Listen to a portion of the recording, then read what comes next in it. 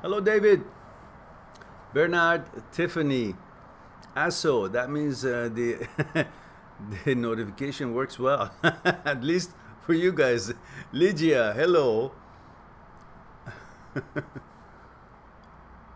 Alexandra, hello, dear. Bernard is claiming first today, but David shows first on my list. Bernard comes second. It might be just both of you hit at the same time and the system had to choose one. Tiffany says, happy Saturday to you too, dear. Okay, Bernard. Good thing that there's no prize or trophy here, otherwise we'll have a bloodbath.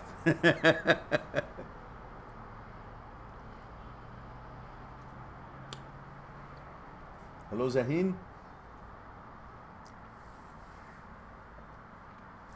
Well, I've been here, Zahin. Zahin says, I have really missed your live talks. I've been here. We've been having live talks at least 3-4 times a week, sometimes more.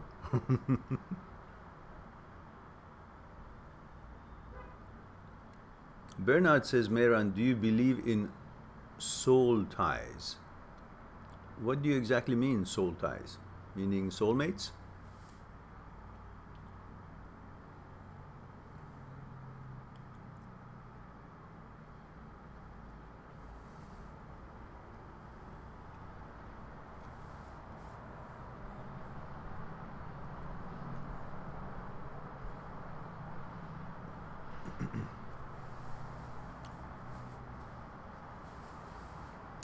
Nick. Hello, Nick. He says, hello, nice shirt. Looks comfy. Oh, yeah. Tommy Bahamas. I like these shirts. First time I got to know and like him was in Hawaii. Just walked into this beautiful store, Tommy Bahamas store. And so many wonderful things. And of course, when you're on vacation, Hawaii especially, everything looks beautiful. But they had lots of nice things. So that was many, many years ago. So as soon as the weather allows, I like to just negotiate my day with one of these on, rather than suit and tie and all that. Hello, Mika. Happy Saturday to you too, dear. Good to see you here. Hey, we rhymed. Happy Saturday to you too, dear. Good to see you here. Bernard says, a soul tie with the girl. But what does soul tie means? Means soulmate. Or, you know, the souls are connected. Is that what you're trying to say? I don't know exactly if I'm right.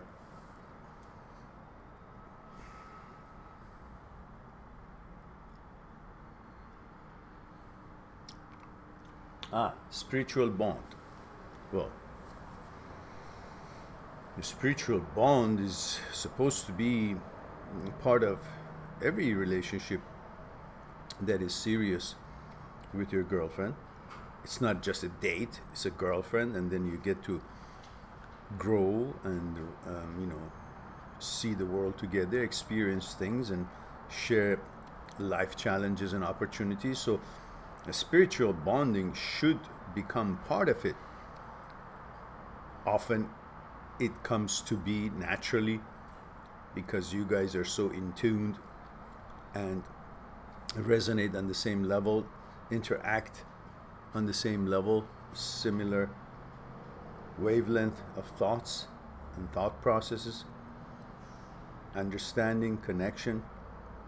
But it is good to have certain kind of a, like if you're really serious in that relationship, it's not like at the beginning, like you guys been together a few years and you're looking ahead to spend the rest of your life together, so don't invest your energy for nothing. But if that's the case, then you can create certain kind of a spiritual ritual for yourself, such as meditating together, discussing consciousness, discussing thought patterns, the stuff that we talk about here. Where did thought come from? Where does it come from? How is it born? How is it shaped? What's the role of material process in thought? What is the role of ego, desire, fear? Where does fear comes from? Discussing these deeper levels rather than where to go to eat or what do we do tomorrow, or stuff like that, which is great, but that's part of life. You can't get really spiritually bonded if the topics of conversations are just things for pleasure and fun and nothing to do with the exploration of your inner you, inner psyche, of each other. That's where the bond takes place.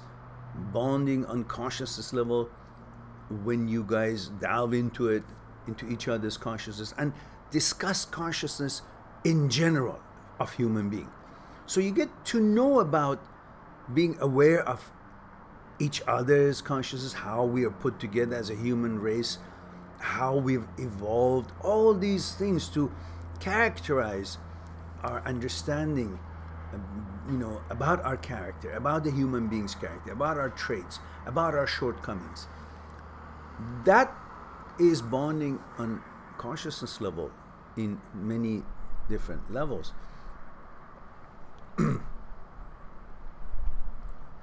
And then, of course, you get closer by having life meaning differently than just a physical interaction between, the two sexes, which is mostly just for, skin deep connections, which is great, but it has to be a complete package. So for that, you can create that spiritual bonding by getting into actually your spiritual awareness, talking about things that relates to that, meditation, energy, how things grow, stuff like that. It's a good idea anyhow. Shoot it along.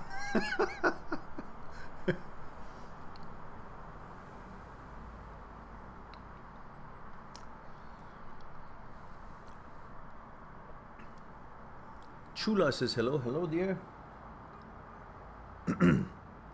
Nick. Hello, Nick. Nick says, I find breakups especially hard because my parents never showed me love. So the breakup is not just with the girl, but it reignites the pain of never being shown love as a child. Thoughts, he asks. Well, if you've never been shown love by parents, then it should be easy to break up because you're not used to being shown love anyhow. Now that she's not showing you love, you say, okay, I'm used to that. I'm conditioned for that. But if you mean you haven't, been shown love by your parents, and now that you have a girlfriend and she showed you love, therefore it is hard not to have it anymore because of the breakup. I think that's what you're meaning. Am I correct? Now, if that's the case, let's talk about love. You say your parents didn't show you love, and you say the relationship that you had with this girl was representing to you love. But are you sure that that was love that you were seeing from her? Or was it comfort, intimacy, sex, lust, psychological security, the elusive psychological security? Are you mixing up love with lust, with pleasure, with sex? Because it feels good. And when it feels good and comes from a woman, you think it must be love. Because we boys tend to mix up love and lust. We think sex is showing us love. But love is way beyond that. Every girl that, gives you her consent and legal age can show you that what you just possibly referring to as love, which is sex. They can all take you to that level of ecstasy and climax and not being aware of yourself and totally focus on that pleasure and feel that wonderful. But that's got nothing to do with love. Love comes through time, bonding on consciousness level, getting to know about each other thoroughly, experiencing life, sacrifices, support, unselfishness, working together,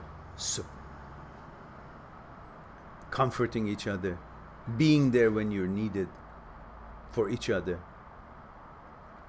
taking the life's opportunities, excitements, disappointments, going through the journey together. And these are what helps you to see and to get to know that person thoroughly and see if what is coming to you is love. What are you extending to her? Is it love? Or is it lust? Is it pleasure? Is it expectation for pleasure? You're doing something to get something.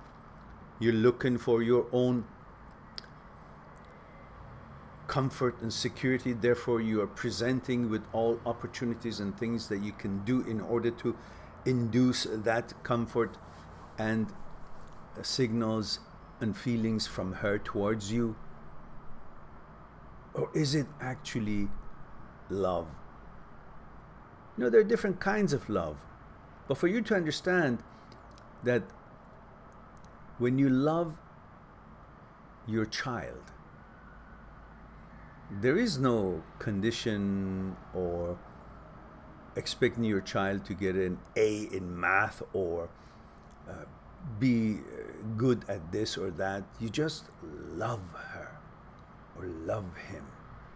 You love your child. You see, you do things for the child. You don't expect anything. That's a resonation of love. When your child is done his or her homework and says, "Dad, I'm done," you feel happy.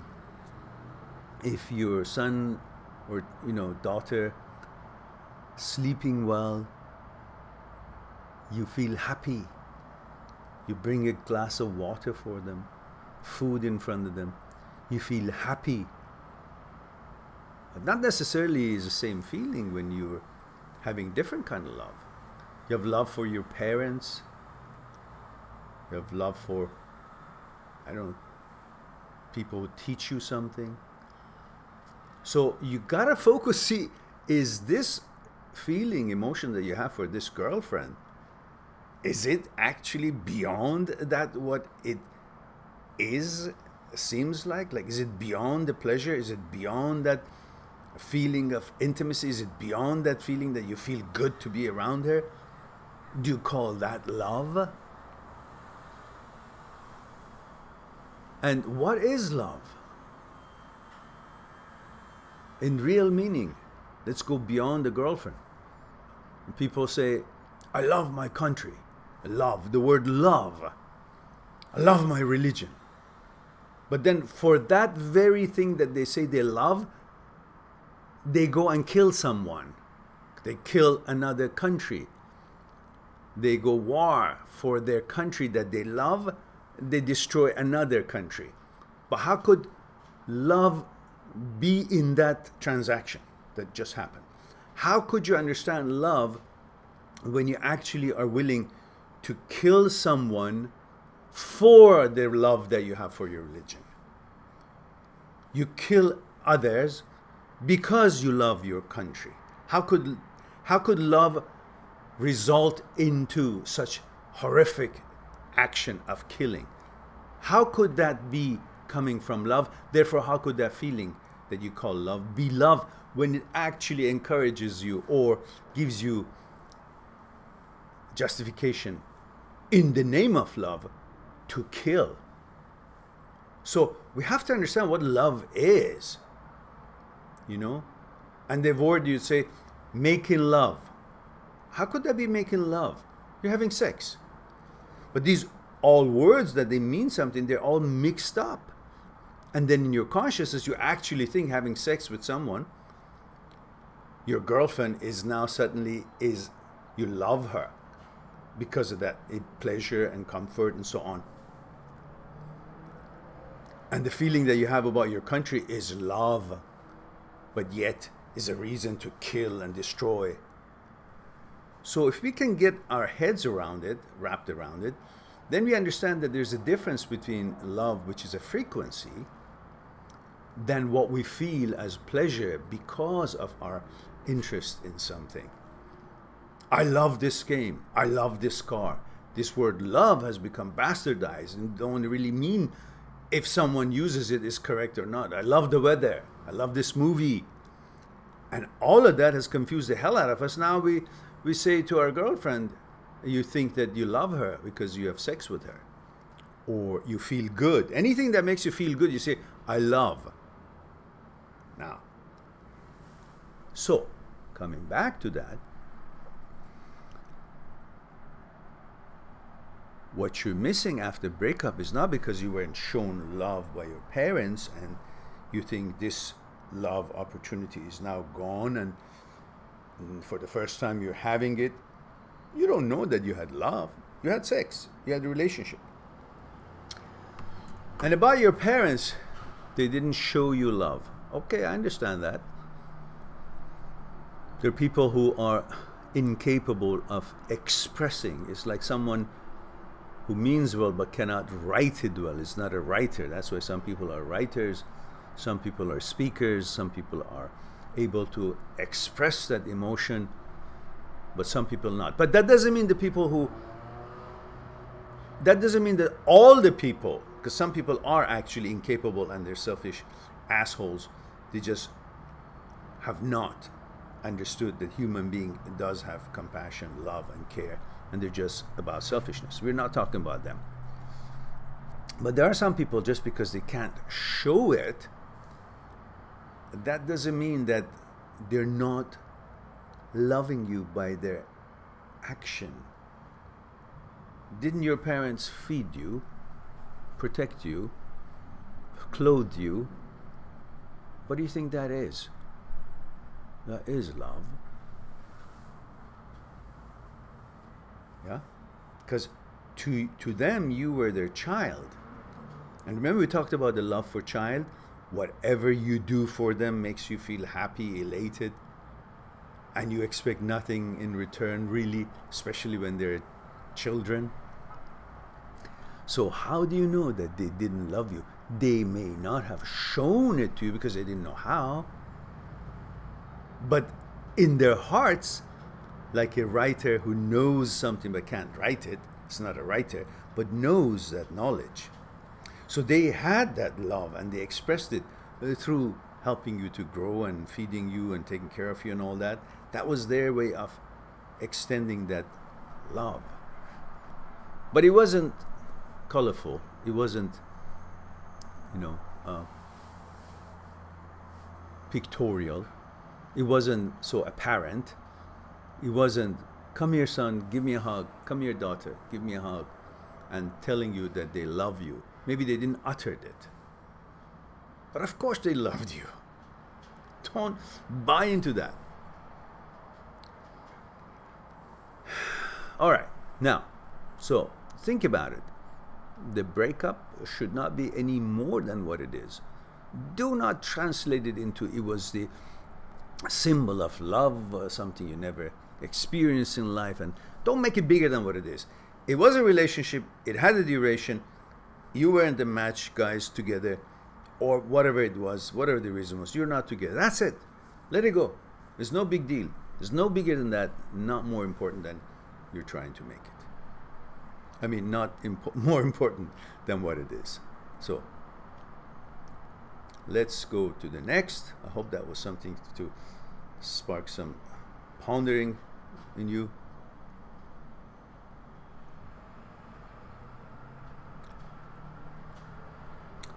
Hello, Al-Hajj. Zahin says, Mehran, Steve Jobs once told about connecting the dots. Sometimes we don't have any clue what's going on with our lives, but in future we became thankful for that. If those bad incidents didn't take place, then maybe some fortune wouldn't happen. What's your opinion regarding that? Well, of course, there are a sequence of events, and maybe if I'm, walking and maybe twist my ankle, it stops me. It is possible that if I would have continued, I could have fallen into a ditch and hurt more. And it is also possible that nothing would have happened. I would keep going. But time and space events would have changed because I would be somewhere that I wouldn't have to be if I would have had that rock and ankle problem that would stop me from being at a certain point at a certain time. But we don't know. Maybe it was my lack of attention that caused me to walk on that rock and, sprain my ankle and lose an opportunity to be somewhere that I should have been, because it would have been beneficial to me. So you can't tell, but in relationship matters, often it's the law of the nature. If it's not fitting, it shouldn't be working.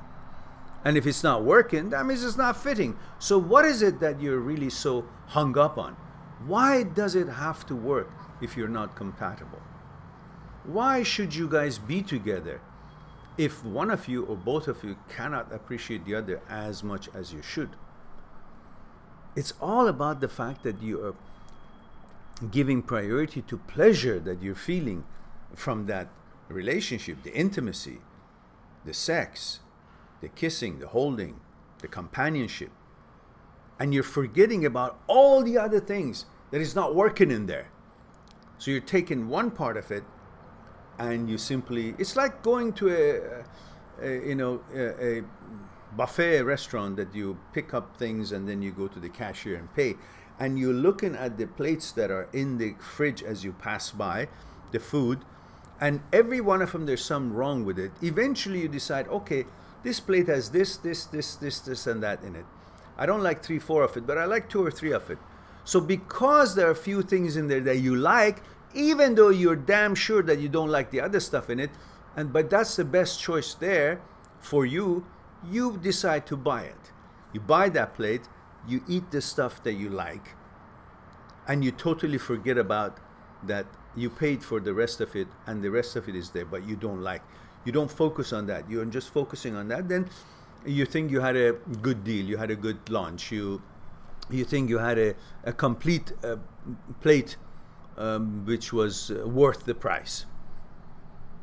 Similar things when things are not working, but you're only focusing on the sex part, the kissing part, the part that makes you more, the part that makes you feel affirmed, the part that the girlfriend is with you. You have an image of yourself having a girlfriend, and that girlfriend has provided that image for you, so you walk in the society with a certain kind of a image of yourself, and that satisfies you. Now, regardless of how many times you guys fight, you're not compatible, you don't have enough things to enjoy, and you're not bonding on consciousness level.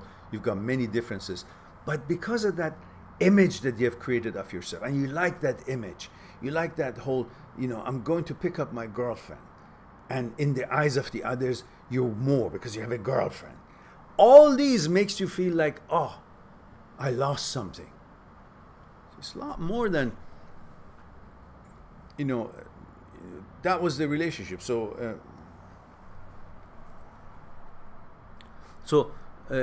I don't know where I was going with this. So, so I stop here because I don't remember what what the question was. The Steve Jobs thing you were talking about, I think. So anyhow, you know,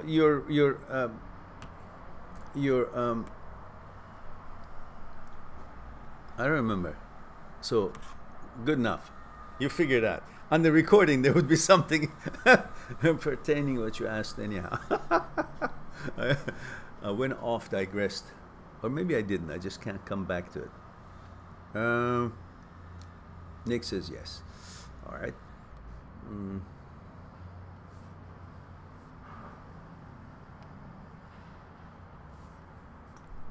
All right. Oh yeah. So the idea that you're breaking up, it's not supposed to mean that you're missing something, or you should have made it work, or if you are now breaking up something,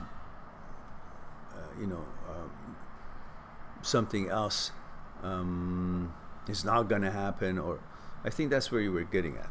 Again, I forgot. So let's go to the next one. You get the gist of it.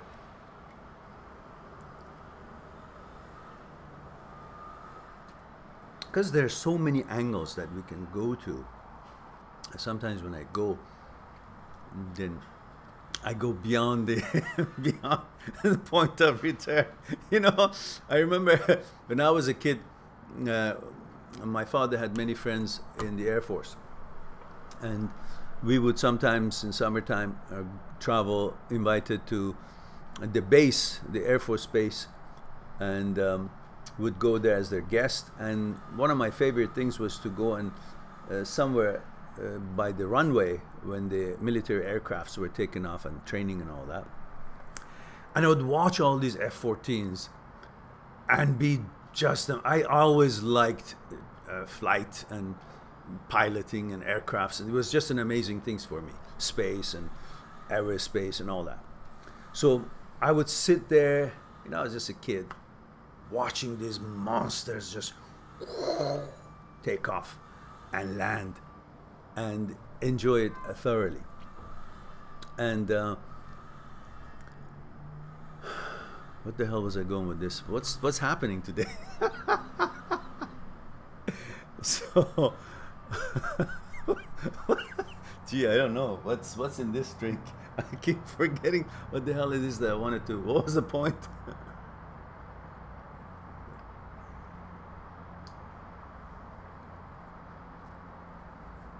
I can't remember what the point was there.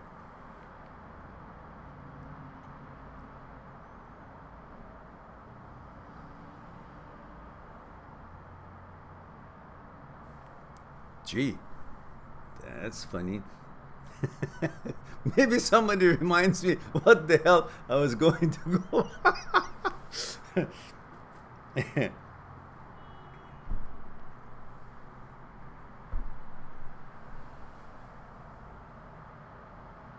I just lost the point. I don't know what's going on. All right. All right. It'll come to me.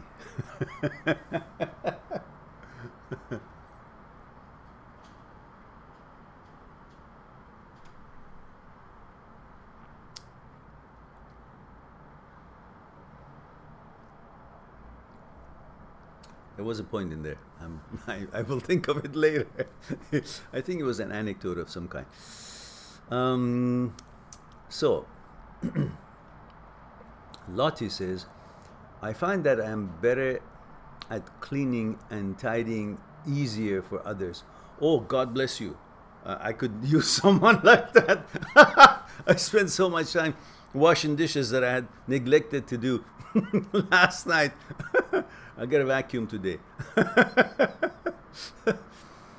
But when I come to tidying up my own house, she says, I find it fine to be smartly dressed and well presented. I lost you. I find that I'm better at cleaning and tidying easier for others. But when I come to tidying up my house, I find it fine to be smartly dressed and well presented. I don't understand why. You lost me at hello. Lottie says, I'm not bad at all. Cleaning, like washing, looking after clothes, and I'm careful with things and not wasteful, and okay at cleaning up after pets, guests.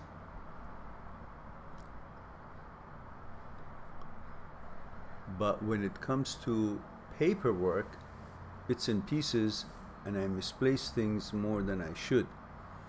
I really try so hard. Why am I messy? All right, the last part, why am I messy, I understand. But the rest of it, Lottie, expertly, you lost me perfectly in every sentence.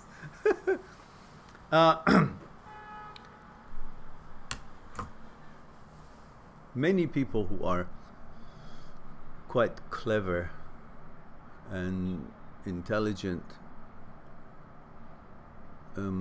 focusing on creativity, not fully focused on keeping things tidy. And they think they'll remember where things are, they think that they'll do it later because they always have something more important to do, or they just want to enjoy their time there. And many of us have that problem from time to time, if not all the time, but most time.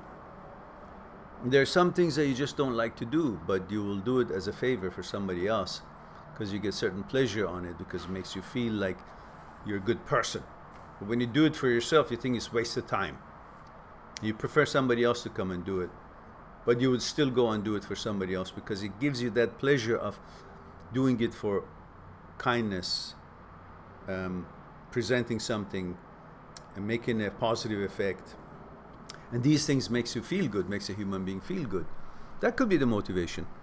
Why you're messy? Because it's so easy to be messy, so convenient. As long as you're not dirty, being messy is okay, like paper here, paper there, and eventually you clean them. But as long as you're not dirty, like, you know, you don't live in filth, which you said you clean up. So, do them slowly, like try to handle things once. If you get something, don't put it here, say later I'll deal with it where it's supposed to go. Deal with it then when it's in your hand. Put it where it's supposed to go when it's in your hand. One time handling things will take care of the messiness.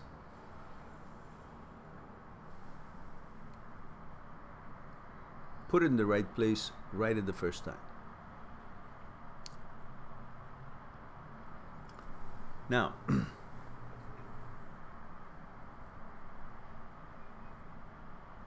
Nick says very good points. I have a lot to think about now. Thank you, you're welcome.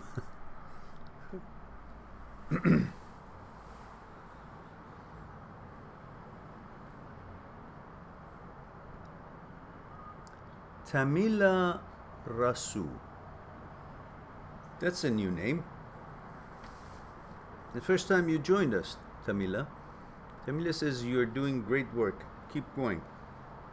Well, I keep going as long as you guys like the streams and like the videos and share the videos in your social media, because for the life of me, guys, it's been live talks during the week, and we have improved in our subscription numbers.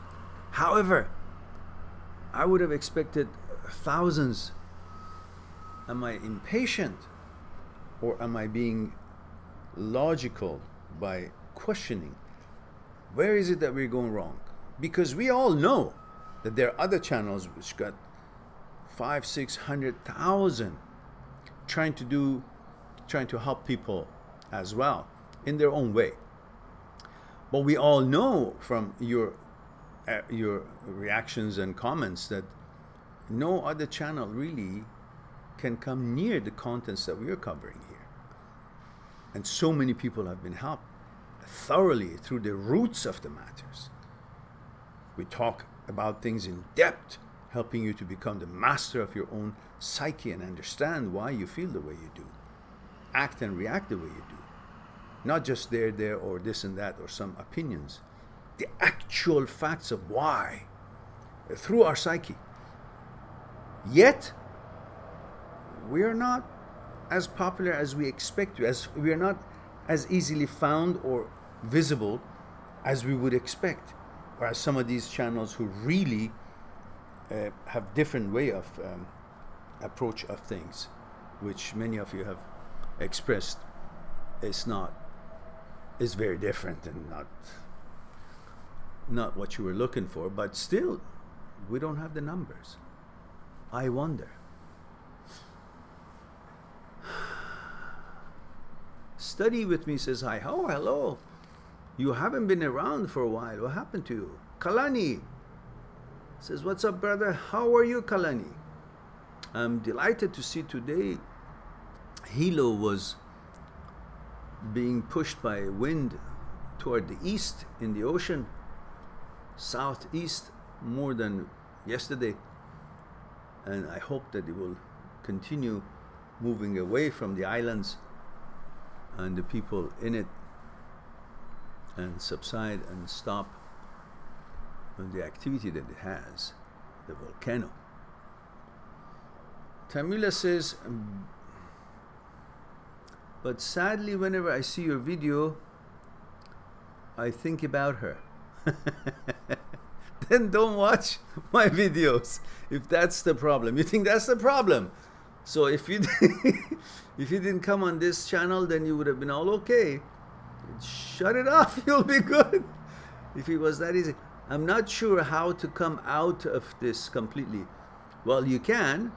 There's so much support and so many topics of discussion to help you to move out of the rot that you've created for yourself by understanding your psyche and why you feel that way, not by just there, you'll be fine.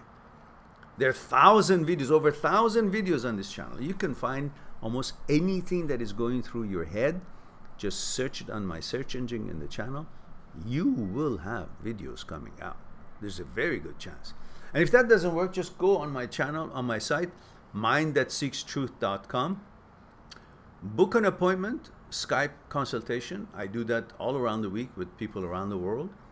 And we'll discuss it one-on-one on what your topic is.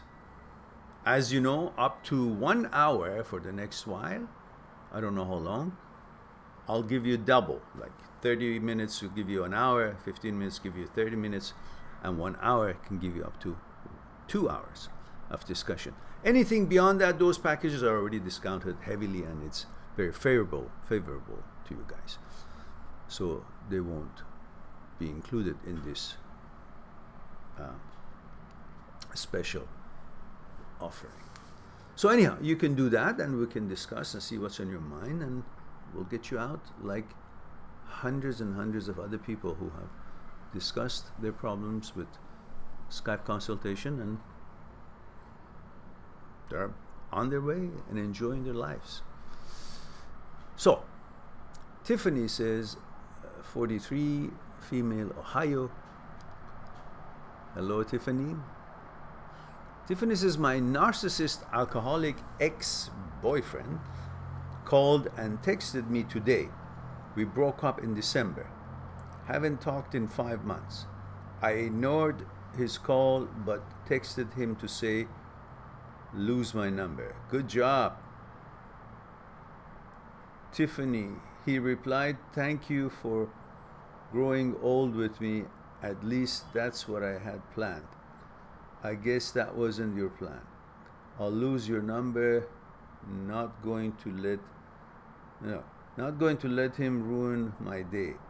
But I've been a little upset. No. That's another bullshit coming from a narcissist. If you say that he's a narcissist and you know how he has behaved with you, that's another nonsense that they play like a rabbit, like a kitten, when they're actually trying to find a moment to lure you in, and then again they do their own bullshit. So don't give a shit. In fact, it's good that you had the opportunity to tell him, lose my number, and don't respond. Block his number. Done.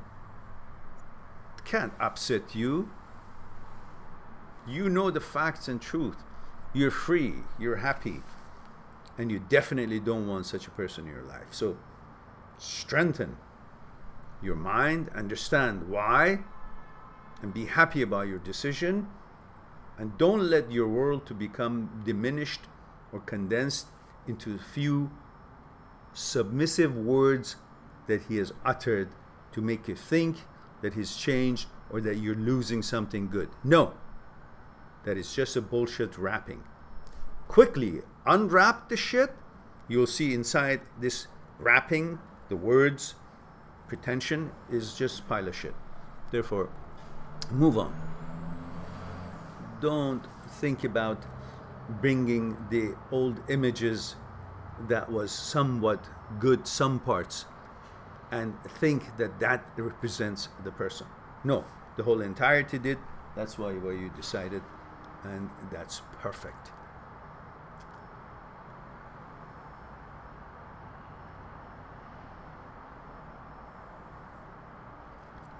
No. Be strong, believe in what you have decided, and look at the wide world and opportunities out there rather than seeing it through a narrow lens with the memories of some okay events in that relationship. Look at the whole entirety of the relationship. Therefore, you can see what it was, put it aside, and focus on life as big as it is and how wonderful opportunities are out there. And just because you haven't found the right opportunity doesn't mean you should revert back to the shithole that you were actually enduring with some narcissist character. Steady, strong, steady steps, and keep it strong, keep going forward. Okay guys, looks like that we have hit all the questions, and please don't forget to click on like before we part. I want to thank you for spending your time with me right now. I love you all. Be good to yourself and the others. I look forward to talk to you again soon, perhaps tomorrow, I'm not sure. And in the meantime, have a wonderful day, and I'll talk to you soon. Bye for now.